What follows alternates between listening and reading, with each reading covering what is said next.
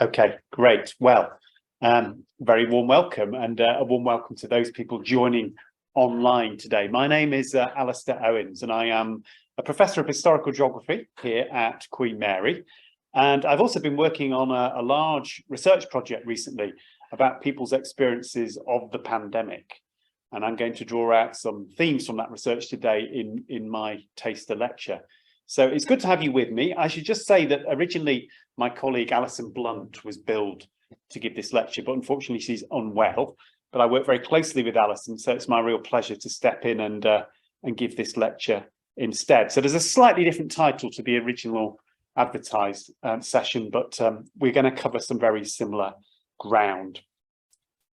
So COVID-19 changed my sense of place. So particularly my sense of the place in which I live, which is very close to here. So I live just up the road from here in Hackney in East London. Did COVID-19 change your sense of place? Maybe. Did it change how you think about where you live? In other words, during the most difficult periods of the pandemic, we were told, you'll recall, by the government to stay home. We were not meant to go out anywhere. And at no time in anybody's living memory here in the UK had we faced such limiting restrictions on where we could go, who we could go with, and what we might do. But that was the law. We had to stay home. So the geographies, the geography of all our lives, were fundamentally changed, and we became rooted, much more rooted in the places that we were living in, or in some cases actually the place that you found yourself in when the pandemic was declared back in March 2020. So for lots of us, our geographical world shrunk, and our attachment to local places, the places we were living in at that time, often intensified.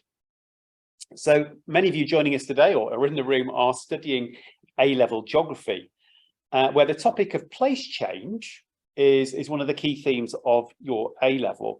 So COVID certainly changed the place that I lived in and changed my sense of that place, my understanding of that place. And that's going to be our theme today. So I'm going to be drawing, as I mentioned just a moment ago, on a large research project that I undertook with several other colleagues, both here at Queen Mary and also up in the Northwest at the University of Liverpool. So Alison Blunt, who I mentioned before, also Kathy Burrell, who works at Liverpool, Georgina Enfield, and then we had a team of researchers here in London, Miri Annabelle Ethne, and then up in Liverpool again, Jackie. And that project was called Stay Home Stories, Rethinking the Domestic During the COVID-19 Pandemic. And I guess you might think of Stay Home Stories as being a bit like a very big NEA project. I don't know, you might be doing an NEA as part of your A-level. So a very large scale NEA project where a whole team of people, that team there and more in fact, were doing research together rather than just one person.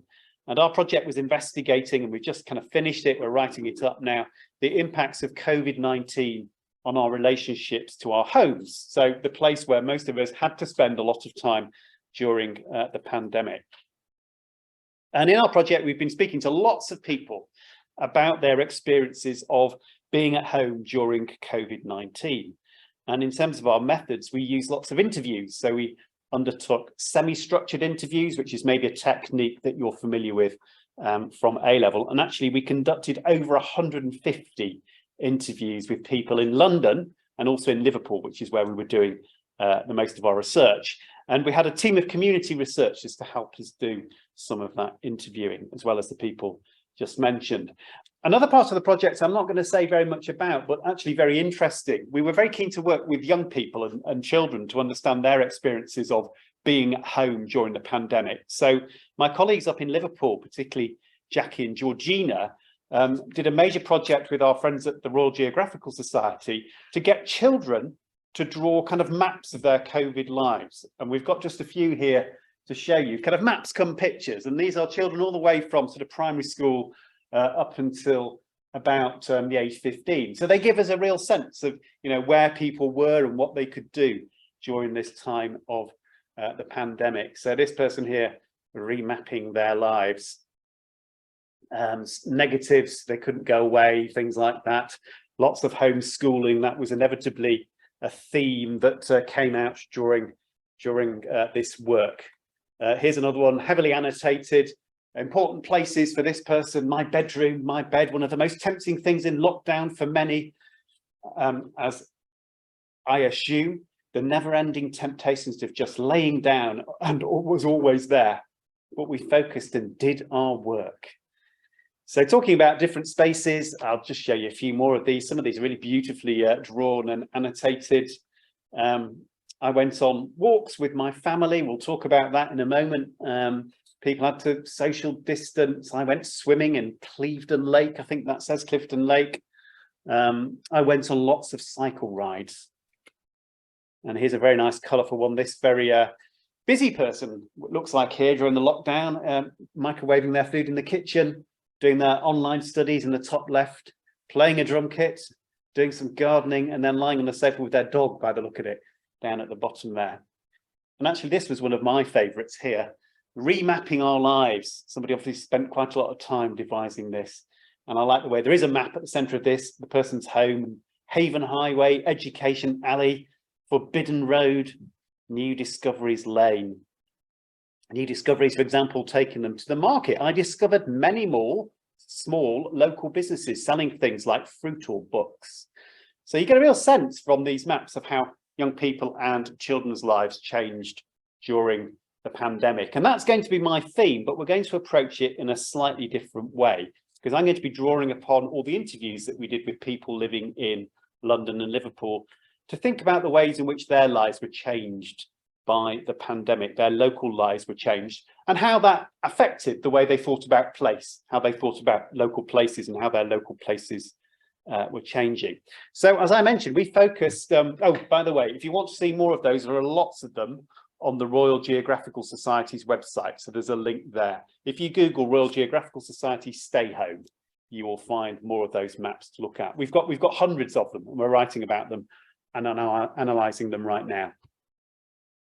So for our project then, we focused on two cities. This is Liverpool in the northwest of England. So that was one of our cities, and that's where some of my colleagues worked. Very interesting city, hit pretty hard by COVID, so had one of the highest death rates in the country.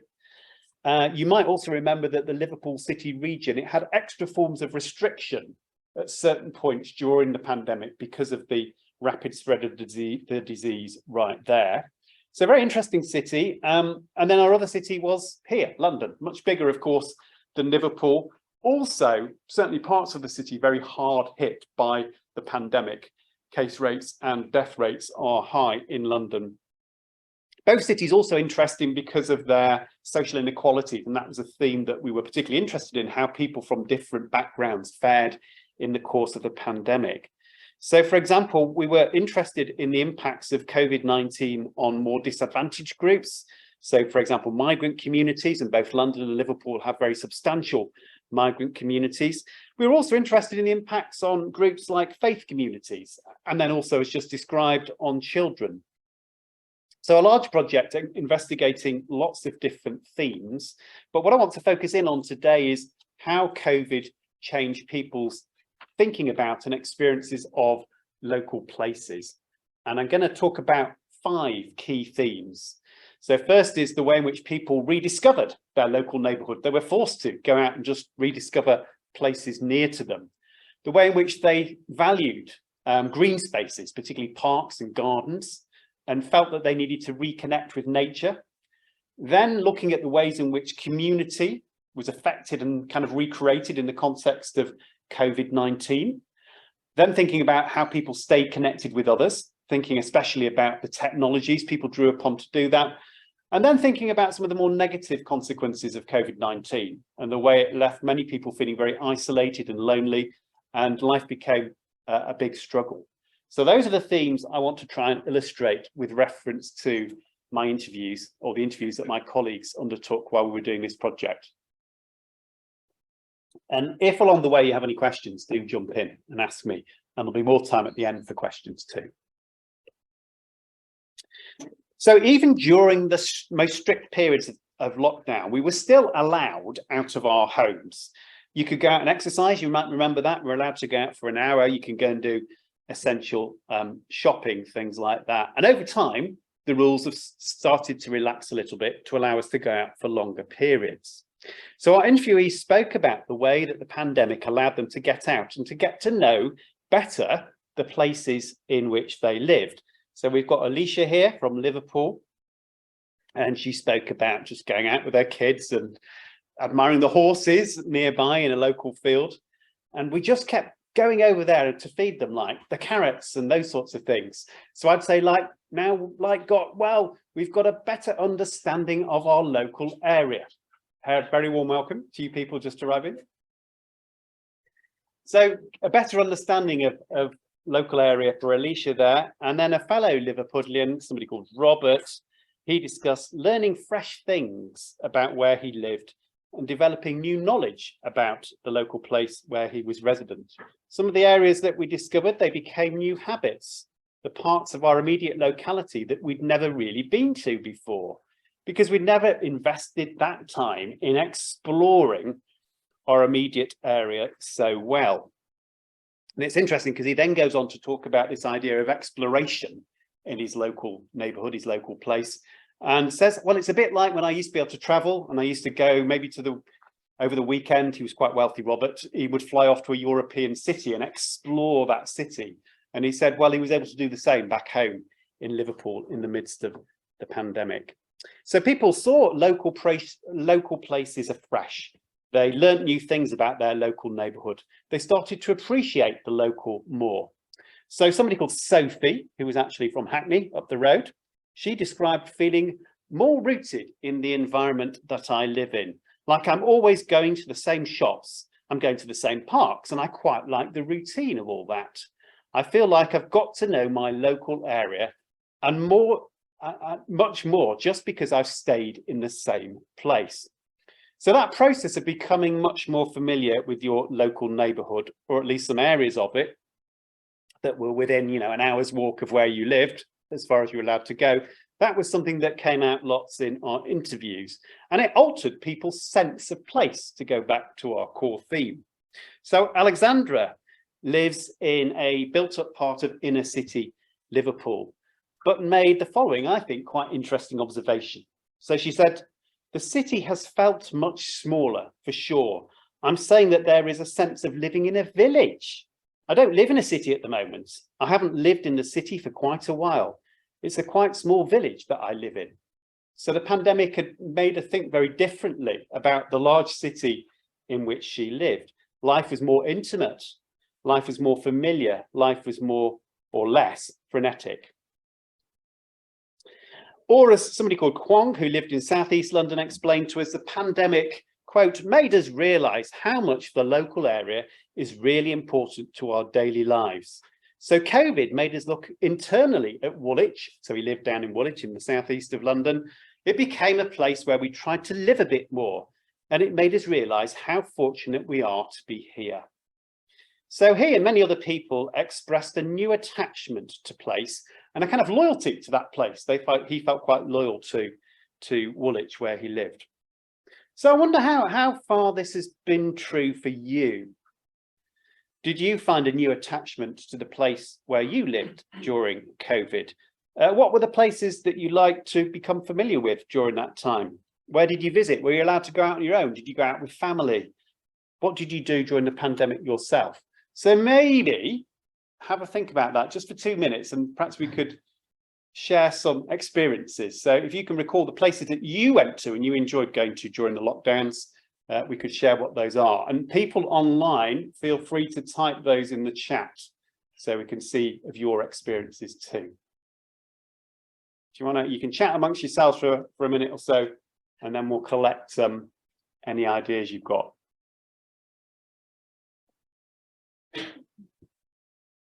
Sadie, you could see if anything comes online, if anybody wants to type stuff up. Where did you go during the pandemic?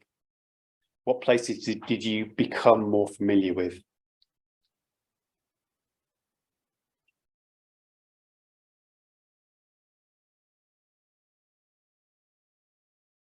Do you still go to some of those places? That's the other question there.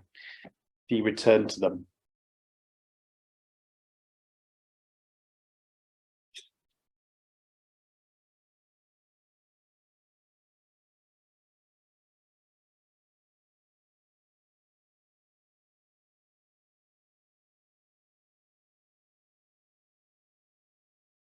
Should we just ask people in the room, and then if anything comes in online, you can tell us.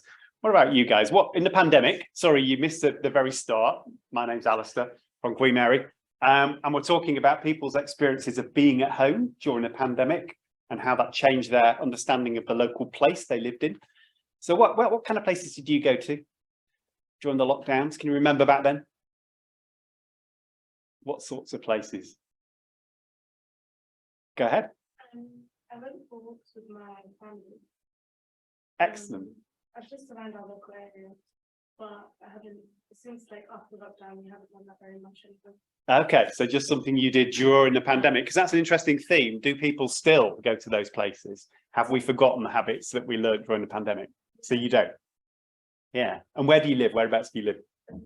Stepney. Okay, so very close by. And where would you go walking? Just like around Stepney.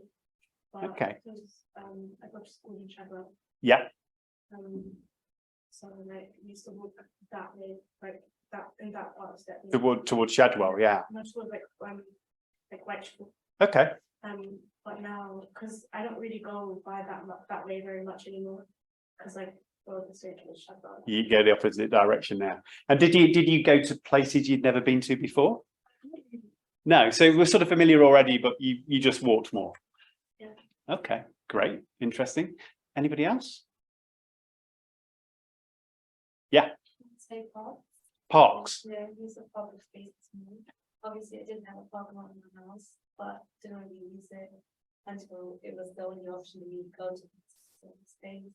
I would say from that on, me and my friends stayed around when things come home, we started to have picnics there. Sorry, I didn't catch that last bit. Started to have picnics. You started to have picnics because it was warm weather in the early part of the pandemic, wasn't it? That was I remember that really vividly. Yeah. And then it was also sort of a trend in social media, so everyone started to do this park. Yeah. So which parks did you go to? It's in East London, it's Goodmays Park. Goodmays Park. Okay. Yeah, I know Goodmays Park. Yeah. Okay. So the parks became really popular, didn't they? And is that true for some of you? Did you go to local parks and things? Yeah, I went to park quite a lot as well. Yeah. So where was your local park? So I live in North London. Yeah. There were loads of local parks. Lots of green spaces near Barnet. Yeah.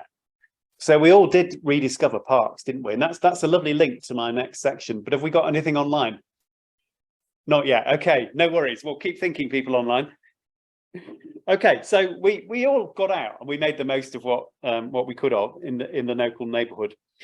So we were told to stay indoors, but we were allowed that hour of exercise. And I guess most people were often quite desperate to get out of the house. And I remember sitting in my own garden in those warm early months of the pandemic. And I'm lucky, I've got a garden. I had a garden I could sit in, and we had my mother-in-law staying, and we were all sat in the garden playing Uno and things like that during the midst of the pandemic. But of course, not everybody has access to a garden, particularly in cities like London and Liverpool, where lots of people live in flats. So people don't have their own private garden. So one of the inequalities that became evident in COVID-19 is people's access to green space where they could go and enjoy fresh air and that sort of thing. So here we've got a quote. How do I get rid of that? I don't know. I'll read the quote to you. That's easier. From somebody called Nasra, who was from Liverpool. And she did have a back garden, but it was very small. So we've only got like the backyard space. And I was using, again, when it was the first lockdown, I was terrified to go out. Even in the backyard, trying to play football or basketball, that would be each day as well, just to get a bit of fresh air. Like I say, not a big, massive garden space, but I had to go to my mum's for that. She's got a garden, so we just hang out there a lot. So where people had some sort of access, they made use of it. And then below there, Adinyika from Liverpool too was very conscious of being lucky in the fact that she had a garden. And she contrasts that, I think it's her brother doesn't have a garden, and she's just very conscious of how lucky she was. And in those like harsh lockdowns where people were like, don't leave your home, don't go outside, you know, for those that did not have a garden, those that maybe lived in blocks of flats and things like that, the pandemic was awful, absolutely awful. And we did become very conscious of that. Lots of us, didn't we? Particularly in those nice sunny weeks at the start of the pandemic. So for lots of people then, parks became very significant. They offered fresh air. somewhere to exercise, to take your animal if you owned a pet. So, you know, dogs still needed walking, didn't they? So if you owned a dog or another animal and you needed to exercise them, then the park was an option there. And I think there's a whole project to explore on COVID-19 and how that impacted people's pets at home. So parks were semi-safe, I suppose, spaces for cautious and distant social interaction. I mean, you weren't meant to go meeting people, but often you perhaps bump into somebody who you knew. And also a space where you understood, you could see everybody else out and about. You could see they were doing the same thing as you. They were also struggling in the context of this pandemic. Now, Sefton Park is a very lovely Victorian park in Liverpool. Centre of Liverpool is up here, and down here in the southeast you've got Sefton Park, very beautiful Victorian park. This is a rather nice image of it at sunset. It's got this lovely glass house in the centre. So Victorian, about the age of Victoria Park, local to here, if you happen to know that park, for example. And many of our Liverpool respondents really valued having Sefton Park nearby, because we interviewed lots of people from an area called Toxteth, which is just to the north of it, or Liverpool Lake, as it's often more commonly known. So we spoke to somebody called Adam, and Adam was a student, in fact, a Polish student studying at the University of Liverpool. And he said, I certainly made a good use of Sefton Park because I started running, which is something I did as well in the middle of the pandemic. I'm sure this is a place I will miss when I have to go home next year. And then a very long quote here from somebody called Magda, who's also Polish, and she explains that the park became very central to her life. I got to know every nook and cranny of Sefton Park. I think I was just going there like every day, because especially when, you know, when you were only allowed to leave the house once a day, like I haven't missed a single day leaving the house and going around the park. So she talks about how she begins to appreciate the park more. She buys herself some binoculars so she can go and watch the birds, and she starts to learn about the different birds she can see in the park. I've picked up lots during lockdown, she says. I can recognise loads of plants, which I don't think I was able to do before the lockdown. So yeah, I definitely became like mindful of that, and I started walking every day. So that kind of appreciation of nature coming through there, people just kind of slowing down and watching what's going on.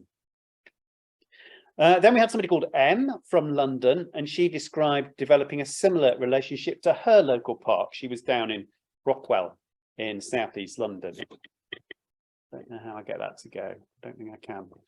Anyway, she says, I definitely spent a lot more time, lots more time in my local park. Like there is a whole section of my camera roll, which is just filled with images. And I think that'd be a nice little research project, wouldn't it, to look at people's camera roll during lockdown, what were they taking pictures of? What does that tell us about their everyday lives at that time? Yeah, just like all the scenery, I definitely became like very familiar with, well, all the parks in the area, because I tried to go to different green spaces. I tried to do that too, but specifically the closest one to me, Brockwell Park. So yeah, that park and all those green spaces definitely became a sanctuary. And in fact, lots of the people we spoke to discussed the pleasure they took, and maybe, you know, that was true of you as well, the pleasure that they took from accessing green spaces, looking at them afresh and observing nature more carefully. And it's been shown that parks had a very positive effect on people's mental health during the lockdown, and maybe you felt that too. That certainly would be the case for me. So we would argue that access to a local green space was a key experience and an issue for many people when COVID-19 hit. And my collaborator, Kathy Burrell, who's up in Liverpool, she's remarked that, quote, parks may well prove to be an enduring emblem of pandemic lives, incorporating those more meaningful moments of calm and connection, as well as wider inequities and anxieties. And this is an image of Victoria Park just up the road, which I live fairly close to Victoria Park. And there were lots of anxieties around Victoria Park in the pandemic because thousands of people went there. And this is actually mid-pandemic. I think that was a Daily Mail I took that picture from. So lots of anxiety about the virus spreading in these park settings. And they actually closed the park for about 3 weeks, quite controversially. And there was a big campaign to reopen it again, which they eventually did. And they had people walking around with loud hailers telling you not to get too close to other people. Which is crazy now, you think back to that time, but it's really not that long ago, is it? Okay, well, let's move on to my next theme, which is about recreating communities in place. So there's more to a place and people's sense of a place than engagement with the physical environment, like parks, for example. Places are also sites of social interaction, as you will have been learning at A-level, and also social connection. Geographers, we know too that places can be sites of inequality and also sites of disconnection sometimes. And those themes all come out in our interviews. One theme that came out was the way that COVID-19 brought people together in ways that were maybe not experienced before. So everyday interactions became a bit more commonplace as people developed a sense of their neighbourhood. So at the top here, somebody called Sheila from Liverpool explained that. I do feel like the neighbourhood, I feel like people do speak to each other more in the streets. And, you know, it's just those chats at like, well, the supermarket or the corner shop, or just bumping into somebody in the street, that having changed a bit. And there is sort of like a little bit more small talk, just more saying hi and stuff like that, which definitely wasn't the case before. But often these interactions went beyond simple, you know, fleeting highs and things like that in the street.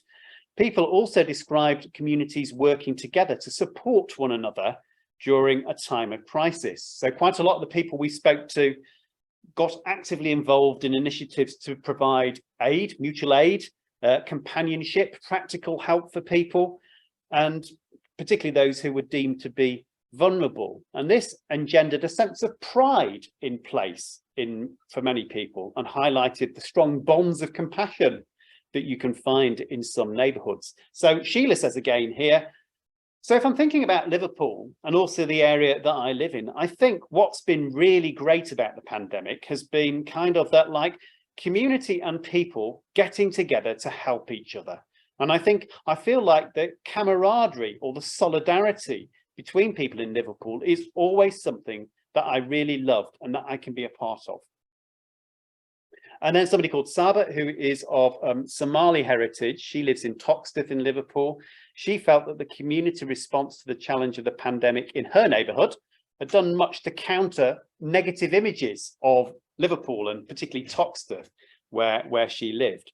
So I'd say one of the biggest and best things that came out of COVID-19 was how the community just came together and how it was really apparent that where you were in the UK was dependent on how your community came together. For Liverpool 8, which is Toxteth, where she lives, and for some of the bad press that we do get, what we excel at is coming together in times of adversity and supporting each other. So feeling proud at the community response there. And indeed, over the past sort of 40 years, Liverpool is a city that's experienced lots of change, and the sense that its people had the capacity to deal with big challenges that were thrown at it, like maybe a pandemic, was an important narrative in those interviews. And it was also clear that faith, religion, was important to many people in these situations, and it both initiated and helped to organise people to provide support for others in their local communities. So Saba again explains, I think like if you're a person of faith, and we're all people of faith, and it just amplifies. It's like, so if there's a tragedy or an adversity or something good happens, your faith kicks in, comes in, you know, in one way or another. So the mosque set up a support group for all of its congregation in a WhatsApp group so that they can keep an eye on each other. They looked after their neighbours, whether they are Muslim or non-Muslim. When COVID happened, because everybody had to pull together, like we knew exactly what the Pakistani community were doing, what the Caribbean community were doing, and what the mosque was doing, what the Somali associations were doing. We all got to hear what was going on in the community. And we got many similar accounts too from our London interviewees. Faith and other kinds of place networks were harnessed to provide support for people. So we had somebody called Peter, back down here, not far away from here, in fact, in East London. He is a football coach, and he said, I was able to volunteer when I was in Tower Hamlets for the local, I'm a coach for a local football club called the Valence Community Sports Association. And during the pandemic, they organised food deliveries for people who needed it. and I was able to help there, you know, packing up the food and delivering it to people who needed it. So I was able to do something worthwhile. So these sorts of examples suggest how a more generous sense of place was emerging perhaps during COVID. People were willing to help each other. People felt part of a community. Not everybody agreed with that though. And we had somebody called Julie, who is an activist here in East London. Well, sort of echoing some of that, but also saying how this was already a community in the East End, particularly the Bengali community that she was a part of, that was quite deprived and had struggled for many years before. So there was some infrastructure there already in terms of helping people in need. But what happened was when the pandemic hit, that infrastructure was placed under new pressures and everybody had to work hard to try and support people in the local community. She's equally quite proud in this quotation here that happened and that people did feel supported and they did succeed in bringing food to people, connecting people who are lonely and all those sorts of things.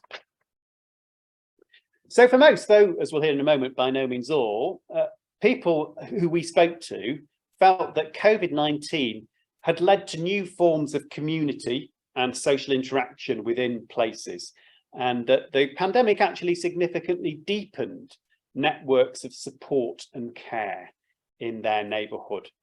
So I don't know, was that your experience too? Did you get involved in supporting people locally? Maybe it was family, maybe it was friends, maybe it was through your faith.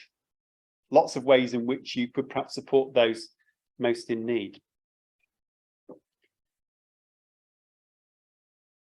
So moving on to theme number 4 out of 5.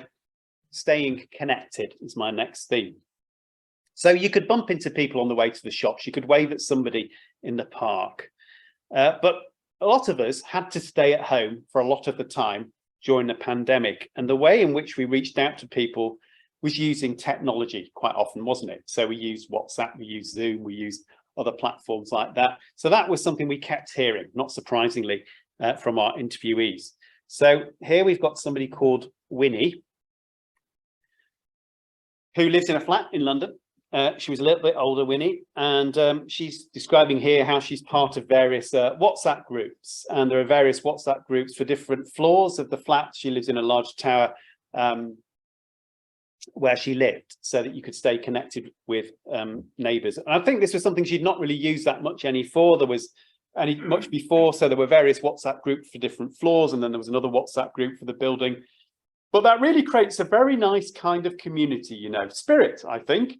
I got to know, I feel that I got to know my neighbours better simply by using WhatsApp and people checking in on her through WhatsApp. So those sorts of technologies we used much more. I mean, imagine what the pandemic would have been like had we not had smartphones, WhatsApp, Zoom, all those sorts of things. So if the pandemic had hit 20 years previously, when I appreciate you guys wouldn't have been around, but you know, I certainly was, it would have been a very, very different experience without that kind of technology to keep people connected.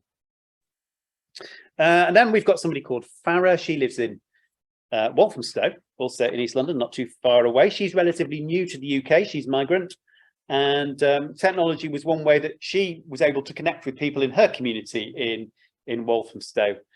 I realised I made it home here and I really wanted to stay here because I really liked the general community and I like the approach to community. I joined this gardening group online. I mean, crazy to think you could go gardening online, but that's the kind of thing we did, wasn't it? In the pandemic, of course, you did your gardening in your back garden if you had it, but you could share ideas. She talks about swapping things within a group. So she got connected into her local community using these kind of online things. And then there was somebody called David in Liverpool. He worked in a hospital, so actually he had to be really careful about where he went. He had to be very cautious. He also lived with his parents, so he was a bit anxious about them. They were elderly. He was in their kind of support bubble. But he relied on video calls to connect with most people, including some quite close friends, but actually found that in some ways, the so-called kind of Zoom revolution made him more sociable than he was before. And yeah, the Zoom calls, actually, I was able to speak to people who I hadn't spoken to in a while. And you never would have thought to use something like an online program to do that. So the real benefits for him actually of reconnecting with people perhaps in life before the pandemic he'd sort of grown remote from. Geographers like Doreen Massey, who is an academic geographer who's written lots about place, she stresses that if we want to understand places, we should not only look at what happens within them, we should also look at their connections to other places, in the way that, you know, us here in East London may have lots of connections all over the world. Now, one thing that COVID-19 did do, and this was particularly painful for many migrant communities, was that it stopped international travel. And it's only just recently that those things are getting up and going again, isn't it? So connections instead with people living overseas had to be made using various digital technology platforms. And here we've got somebody called Leonora talking about her experience. She's based in Liverpool, and perhaps this is similar to many migrant families, or at least many people who have families overseas. So her family in Jamaica, America, Canada, just all spread around. So there was lots of WhatsApping that increased. She notes it's a cost thing as well. I mean, the great thing about WhatsApp is it's free. Many of the platforms were free during the pandemic. So that was good. So lots of people exchanging photographs. In my family, I've got family in the US, for example, we were doing quizzes, we were cooking together and things like that, just to maintain those sorts of social connections. Then we have somebody called Lewis, who is also in Liverpool, and he explained how video calls positively altered how he interacted with his family back in Malta. And what changed really was almost my family abroad became even more accessible than normal, because they were all sort of becoming accustomed to video calls and even to communicate with each other. So once you got used to it, you were more inclined to do it. And I don't know, is that, if you've been contacting people via Zoom and things, do you still do that in the way that you did in the pandemic? Yeah, I mean, I talk to my sister more in America now than I did pre-pandemic, I'd say. So quickly, people learned to use these new video platforms to simulate forms of in-person interaction that could happen no longer. And this was quite a funny example. Spanish-born but Liverpool-based Miriam, she explained how during lockdown, we set up what we would call a beer chat. So on Fridays, I would have a beer with my friends from Spain. This is not her here, her. This is just an image of people drinking beer on Zoom that I found on the internet. But that's the idea, I think. She got together with her friends to socialise every Friday evening, and they'd have a couple of drinks. So I already had my friends from Liverpool, so I didn't feel like I needed to be much in contact with them. But actually, she found she reconnected more with her friends back home in Spain by having this social event on a Friday evening. But connections with other places didn't always happen directly, and not always through technology. They could also be more imaginative. And Lewis, who we've heard from already, who's from Malta, and his partner is also from Malta, they live near the Royal Albert Dock in the centre of Liverpool. And because they're near to the water, this helped him, well, helped to remind them both actually of their home. And he described this rather nicely. So we're Mediterraneans, and we come from an island, and we're used to seeing and living by water. And that is, at least to me, comforting. From my living room, I can see water, and I can also see the docks, and I can see the river, and I can see the tide. And also, if I walk, if I get out of the house, I'm immediately by the water. And although it's a very different type of water than, you know, Mediterranean waters, if you've ever seen the River Mersey, the water there is rather different to the Mediterranean. So he's right on that front. But he says it's still satisfying in a way. And then we can go for walks along the waterfront. So that gave him a connection back home, the fact he was next to water. So it's clear from our interviews that COVID-19 did not break the kinds of connections that people in one place might have had with another. And particularly when you had family in another country, people found ways of keeping in touch regularly. But, and this is a but really, the ability to connect rested for the most part on having access to good online technologies, having a laptop, having a decent phone, having decent Wi-Fi, or basically just having the skills to be able to use those things. So I mentioned I had my mother-in-law staying with me during the pandemic. She'd never used any tech. She has one of those very sort of simple phones, but we bought her a Kindle during the pandemic, and now she can just about do Skype. And, you know, she learned those technologies. Not everybody could, and she still gets very stressed about it all.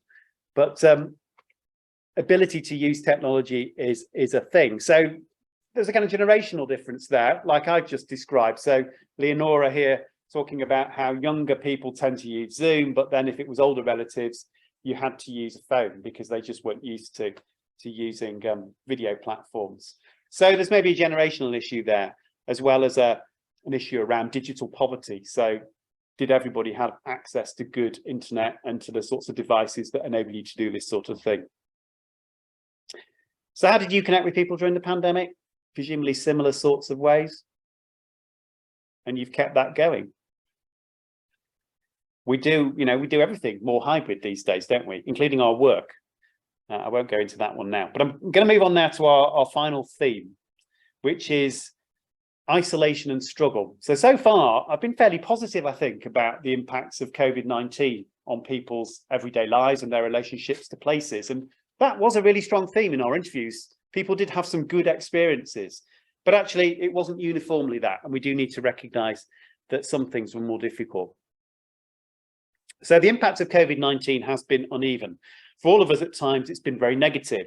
Lots of us got sick. I only had COVID very recently for the first time, but lots of people obviously had it during the pandemic. It was very difficult. Many people in London and Liverpool, maybe perhaps people in this room, people watching online, lost a loved one because of the pandemic. And we shouldn't forget how difficult it really was for lots and lots of people. And I'm very sorry if that was you. Lots of other people lost jobs, became very worried about their job. They were furloughed. So there was lots of anxiety and uncertainty, lots of mental health issues during the pandemic. Schools, universities, they closed, didn't they? Your education went online. I mean, how was that? That was pretty hard at times, wasn't it? Hard for us teachers as well, you know, talking to a screen and then you guys trying to interact with us. It was a very difficult experience for lots of us. But isolation and loneliness were particular themes that came out from our interviews, particularly among those classed as clinically vulnerable, who couldn't just go out for an hour's walk every day, or maybe, you know, had some sort of disability that prevented them from going out. So we spoke to somebody called Debbie, who was in London. She said, well, I've been stuck at home, of course, and for various personal reasons. I've been very lonely and on my own, and I've been trying hard to meet and get out as much as possible, as much as I'm allowed. And then she talks about how Zoom helped and how actually she did get a bit involved in a local community. But then that sort of eased back again as the lockdowns ended and she started to feel very lonely again. So not everybody enjoyed closer connections with their neighbours either. And neighbourliness was a thing in some places, but it wasn't everywhere. And somebody called Miriam here said, well, it pains me, it saddens me, you know, because I thought there would be a greater sense of community. But no, there were no communications with neighbours. I mean, my neighbours can be strange or shy or whatever. They never say, well, I say hello, but they never say hello back. And that didn't change in the lockdown. I thought they would want to create a greater sense of community or at least familiarity, but that didn't happen. So we've already heard stories of selfless generosity, but that wasn't true everywhere. Several of our respondents also spoke of what they thought was a deep-seated selfishness amongst some local people. And there was somebody called Layla from London. She said, I think the pandemic brought to the surface a lot of the selfish side of people, the lack of strong empathy. The lack of empathy is what makes us more selfish, because when we don't have empathy for others, we only think about ourselves. And when we only think about ourselves, that's not good.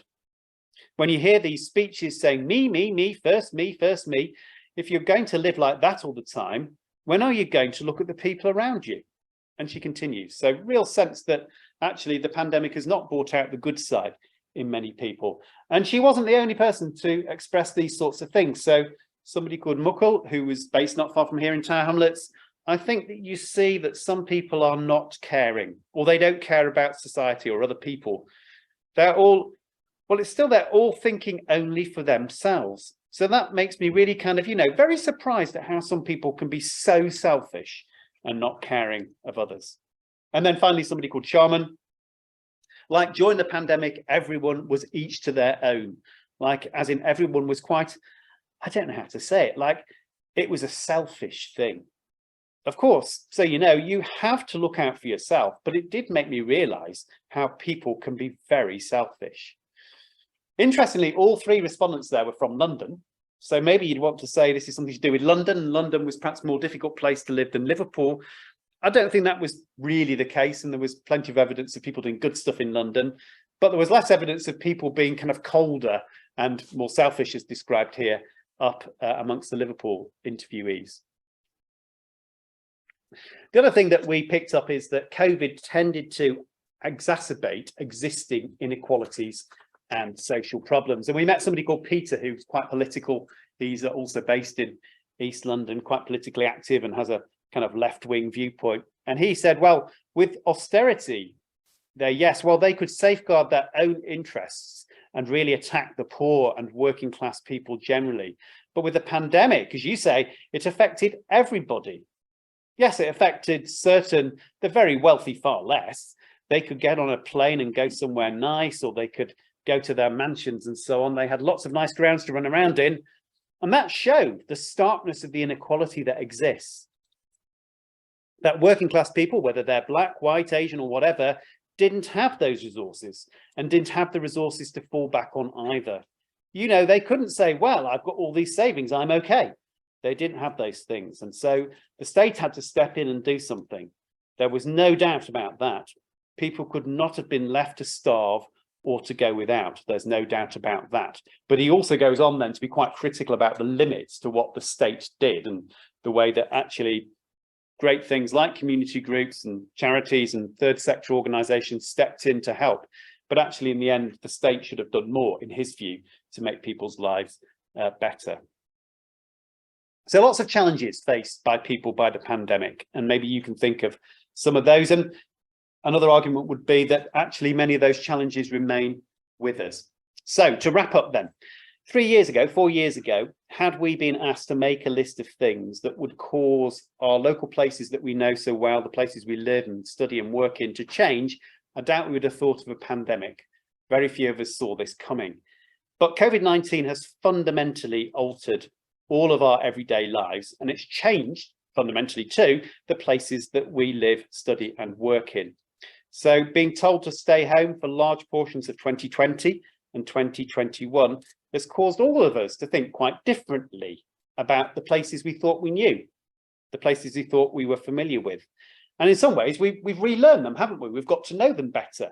We walked around, we explored bits of Whitechapel we hadn't been to before, that sort of thing.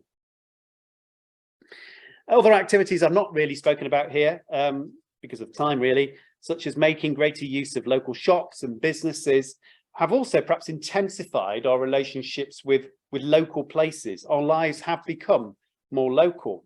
And I think that's true of me, even though, we're out of the pandemic now. I appreciate much more my neighbourhood, the people, the places, the shops, the parks and so on.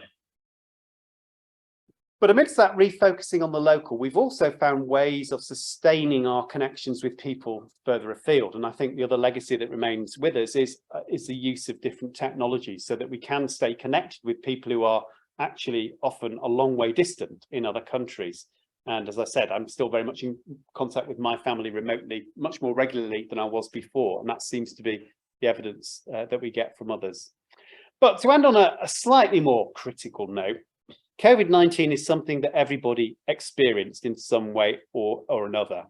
And you may have heard people use the phrase, we're all in it together, when they were talking about COVID-19. And that is true to an extent, but that label is often used somewhat uncritically and not recognizing the fact that the situation is highly uneven. It's more difficult for some, it's easier for others. So the pandemic has perhaps changed our experience and sense of place, but we should not lose sight of how it's compounded lots of forms of disadvantage, how it's magnified inequalities that were there before the pandemic and that haven't gone away afterwards, particularly in the context of cost of living crises and those sorts of things that we're in right now. So COVID hasn't finished. I mean, people are still getting COVID. People's lives are still fundamentally affected by COVID. There are lots of people living with long COVID. We see daily the effects of COVID on people's education, how it's been quite disruptive. We can see how it still causes lots of people many anxieties. And I think there are lots of interesting research questions here that geographers will want to study for many years to come. So thank you very much for listening. Share some more of your experiences with us. I'm very happy now to take any questions, both online or from anybody in the room.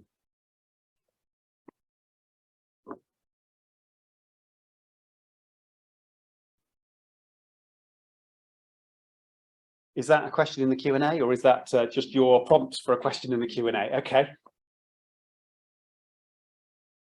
If you are, maybe your school might subscribe to something called Geography Review. Don't know, maybe you've not seen it before. Okay, I was going to say if it does, Alison and I wrote a short article, much shorter than what I've just said, based upon this theme in Geography Review that was published back in November. So if you are researching changing places, or if you're doing an NEA, which maybe in some way relates to how COVID changed place, then that might be something to try and read. Have we got any questions?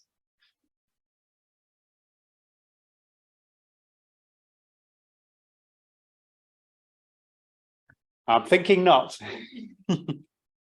How are we? Okay, well, we've used our time, haven't we, anyway? So yeah, great. So my name is Magda. I'm a second year geography student studying human geography, and I did A-level politics, geography, and psychology. The reason why I chose geography, I feel like since choosing CA level, it's been so like perfect for me to choose a uni and start. And I found it really interesting. It's one of those subjects that you just learn a lot in different ways. Yeah, so I'm happy to take any questions that you would regard about my course or how's uni life. Anything?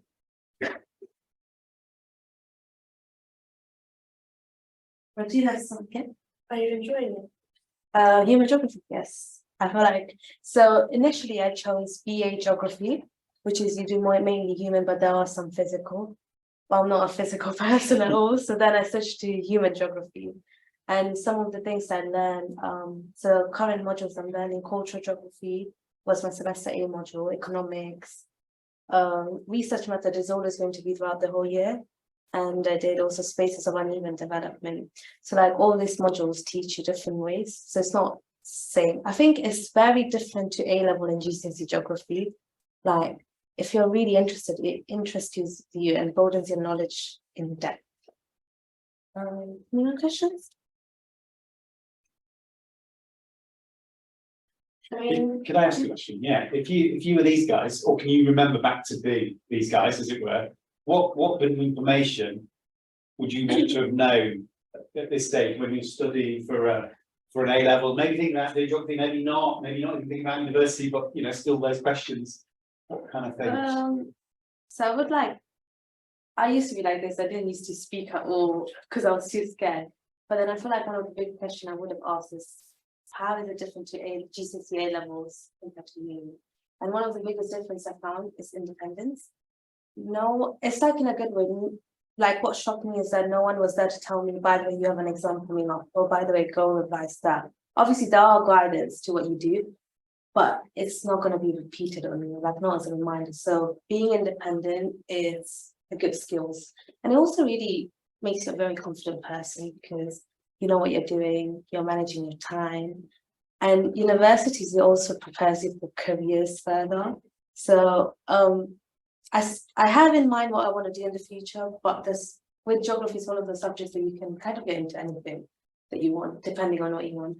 So there's so many options, and I'm like, I want to go into that, I want to go into that, but I'm not sure yet. But that's one good thing about geography, it just probably.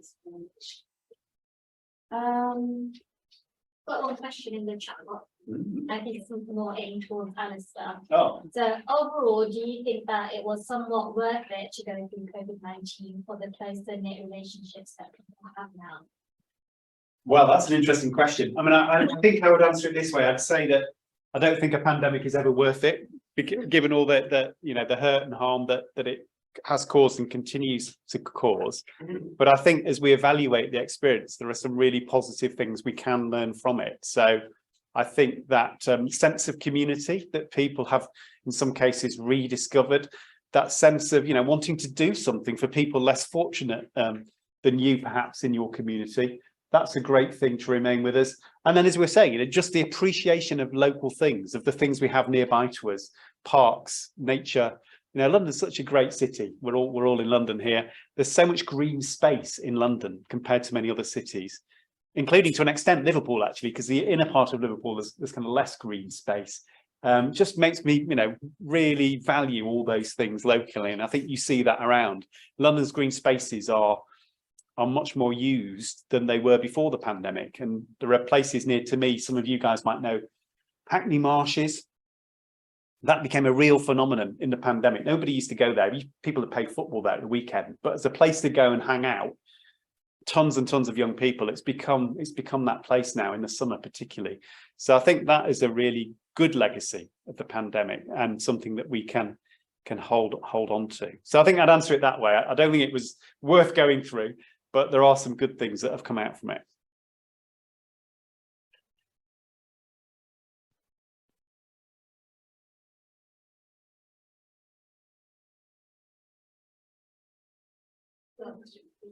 What's your favourite mission so far in the community?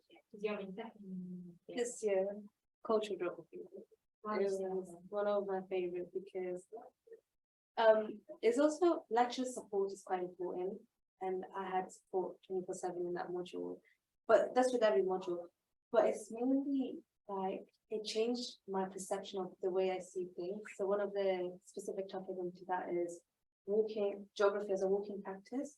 So we would take field trips and we would go around Hackney, Liverpool, and like you just kind of make up your sense that everything is there for a reason, and how whatever happened in the past, it influences in the future. It like you just link, you know, like I feel like one of the reasons geography what it does, wherever I am, whether I'm doing a job interview or anything, it somehow I'm very good at linking things and putting into good context. I think that's because also the way we are assessed, because with uni there's a really important thing, critical analysis. So you would like think outside the box. And one of the things I noticed when I was doing job interviews is they like that. And you're like thinking outside the box rather than just saying what is going on.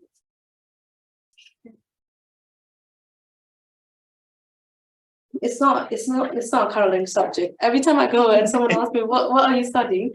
Do you color? Are you learning about rocks? It's not that. Like economic geography is completely different to cultural geography. It's more about the economy.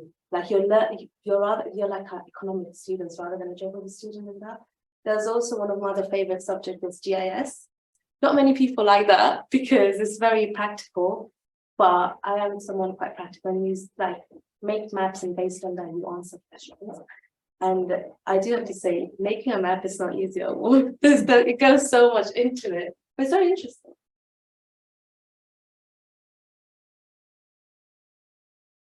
Any other questions from our online? Maybe we'll give it maybe one more minute for any final questions. Maybe Fija, to end up, what advice would you give to Carlton students today who are maybe thinking about studying geography related courses? I think with any course, you don't have to be 100% sure, but it's like just do something that you feel passionate about or you feel ambitious about. I was actually going to do a